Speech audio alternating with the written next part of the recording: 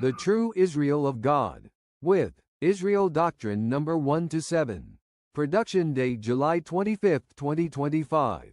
Daniel Vision Production. Media Services. True Israel of God of 2025. Peace, everyone. How you doing? How you doing? As you see, this is a True Israel of God production because the True Israel of God goes against queer rights wherever they may be found. But the title of today's show is Khalil Amani 100 reveals what it takes to make it fit in hip hop culture. It's a pun there. And if you get the pun, great. If you don't get the pun, great. It don't matter to me. But anyway, let's look at this. We have this gentleman here by the name of Big Dipper. That's who's on the picture. That's who's on the thumbnail. Matter of fact, let me get the picture and the thumbnail up so y'all can see exactly. I know y'all see the thumbnail, but y'all can see exactly what it is I'm discussing here.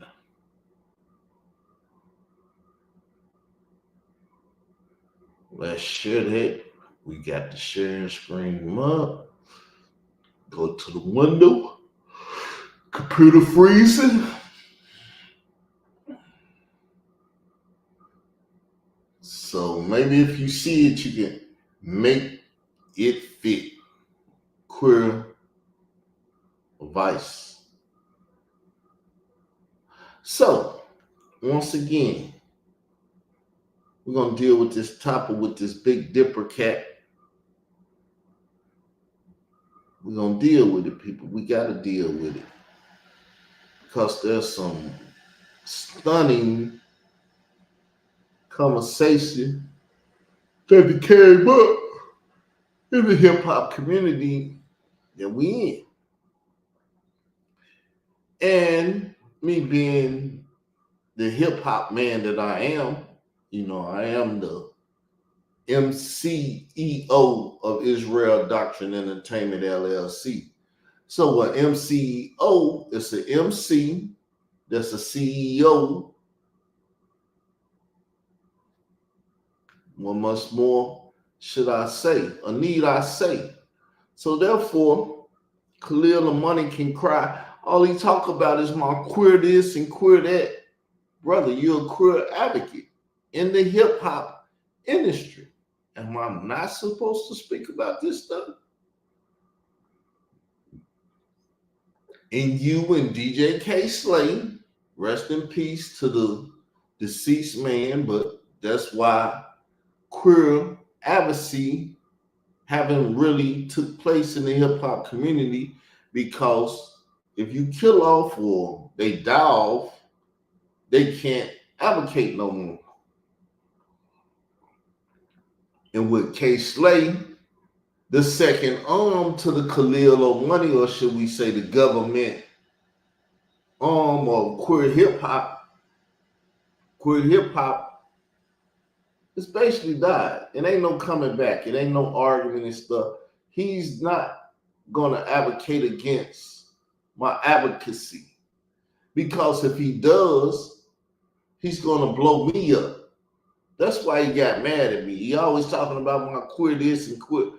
Brother, are you not a queer advocate? We ain't gotta say you're a queer. You are a queer advocate though. So therefore, running around saying you won't beef with me and you give me a platform to speak on, I thank you. I thank you, my brother.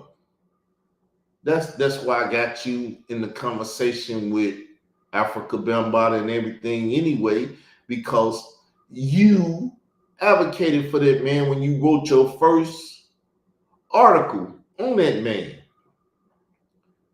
You said that he was gay, that he date raped a guy. A gay guy date raped a guy. That's some hard advocacy. The community never speaks on this though, but I'll speak on it because I got kahuna balls. But let's keep talking. So you said the father of hip hop, the first gay family, was gay, that he date raped the boy, and that the boy stabbed. And you was rolling with me, put that story out there until Layla Wills, Troy Star Terrain, Marcy Hamilton, and hip hop that stands with survivors, Dave Wedge and stuff, got you to coincide with their LGBT promotion in the community. Yes or no? Yes or no? Then I had you on recording talking about Shamir Bey giving you a movie deal and stuff and everything. You sold your soul to them people. Yes or no? To the LGBTQIA plus, as I prophesied, community.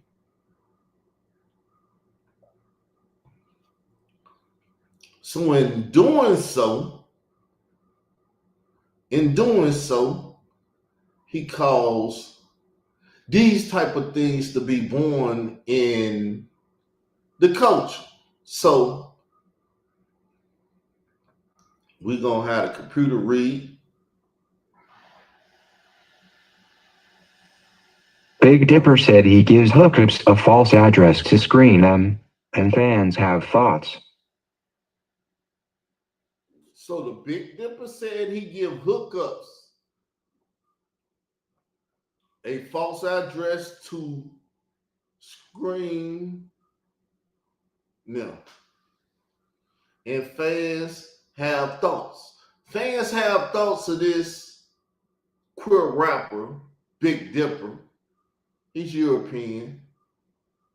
So as it says, or as stated here, the rapper admitted he gives potential hookups a false address before meeting up with them, drawing concerns from some folks online.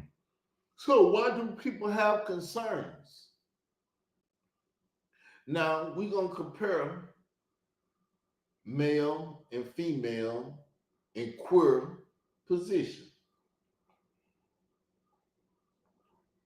Now, if a male give a female a false address before meeting them and leading them to someone else's home, which could cause them, now we talking about the males giving females, female knocking on a male though, to meet someone that gave her the address, which is a false address and everything, and that guy that's in that house snatch her up, put her in the house, lock her up, basically kidnap her. And we know in the hip hop community, trafficking is a problem. That's how that boy got date raped and got stabbed by, got date raped and stabbed Bambaataa on April the 1st, 2013. Ain't that right, Khalil? That Africa Bambaataa had someone traffic it to him. An underage Puerto Rican male. Is that not right, Khalil Amani? So let's keep pushing the conversation, though. We got to keep reading the article or having the computer read the article. So we will do so by allowing the computer to read the article. Read on. People are calling out rapper Big Dipper after he revealed on his Sloppy Seconds podcast that he sometimes gives out a false address to potential hookups so he can prejudge them and ghost them if he wants. I sometimes give people my address, but not my apartment number, so I can look out the window, Dipper told his co-host Meatball and their guest, Drag Race legend Ben Delacreme. Meatball and Ben Delacreme looked confused, asking if he then sometimes ghosts the person, and doesn't even tell them, thank you, but not for me. What I actually do is give them the apartment number across the street, and then when I see them looking around, I'll be like, oh, I'm across the street in this unit, and then they'll come over. But if not, then they're banging on that person's door? Meatball asked, bewildered. If they want to bang on the door. Dipper laughed in response. I'm saying it's clearly an apartment. It's not like a house across the street. That's kind of mean, Dipper, Meatball replied. That's kind of mean. It's kind of mean. You shouldn't do that thing, but this is the type of thing that's going on in the hip hop world with queer rappers. They're bringing the queer culture into the hip hop world. But more than that, this is like frat stuff. This is what frat people do. And because they're queer frat, I'm going to give them the apartment across from mine and watch them. If I want them, I tell them I'm across, you in the wrong one, you need to come across over here where I'm at, or I just leave them out there ghosting, knocking on the door. Now, this is a form of doxing your neighbor, having them being harassed by someone you sent to their address. That's why I call it doxing, and things of that nature. But this is what Khalil Amani promotes in hip hop. He brought it to YouTube in Stalking Me. He brought it to YouTube in Stalking Me. This type of queerness. This is what he advocates. He advocates queerness and child sexual activities. His first article that he wrote on Bambaataa, the godfather of hip hop, which is the godfather most definitely of the first gay family, he said that man was gay. He didn't say that boy was trafficking to him, but I figured that out when he told the world that DJ K. Slade used to go get them boys for Bambaataa to have sexual relation with. I caught him in this conversation and stuff, pulled his card on the conversation he was having, because people that have this type of conversation don't get their cards pulled. See, he wrote a whole homophobic book saying if you're not down with the homosexual, you're homophobic. Now, I'm not afraid of nobody. Gangsters, queers, anybody. But this is what Khalil Amani advocates. Y'all love him to the point that y'all don't care about what he advocates. But we're gonna listen now.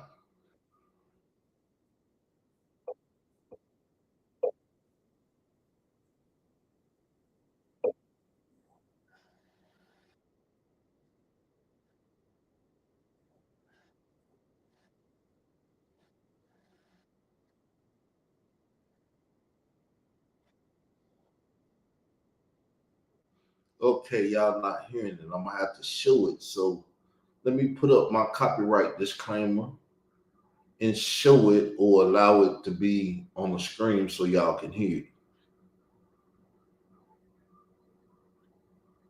Let me share this right quick.